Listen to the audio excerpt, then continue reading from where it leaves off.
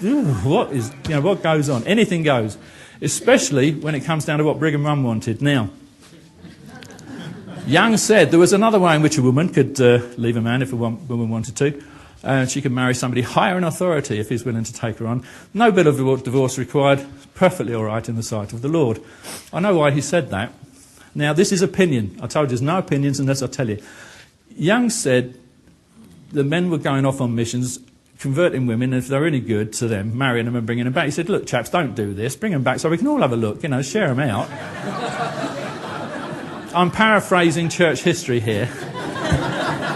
But that really did happen. And of course, it occurred to me that if you haven't got enough single women, go after the married ones. So if you don't fancy your husband, marry some. You can't get higher than an apostle, can you? Marry up in the priesthood. That's my phrase. I coined that. Marrying up in the priesthood. Well, that's what they did. So they'd send men on missions, and if they fancied one of the wives and she wasn't having a good time because she was about the fifth wife in a sequence and wasn't being looked after, come live with me, girl. Walk out of one home and into another.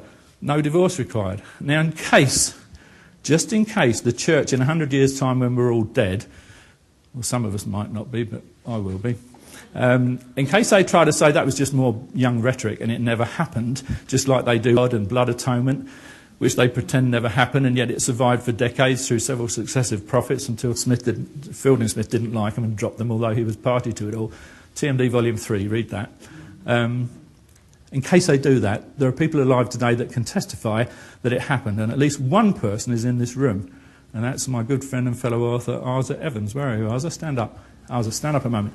You'll all know Arthur. If you haven't got his book, The Keystone of Mormonism, pick it up. It's out there for you. Now, stay standing. Stay standing. Stay standing. Now, in Arthur Evans' book, almost in passing, he says that his own great aunt went to conference one day, married to one man, and went home married to an entirely different man, courtesy of a visiting apostle. Can you confirm that's true, Arthur? Thank you, my friend. Have a seat. My grandfather's sister, Phoebe, was living in Cedar City.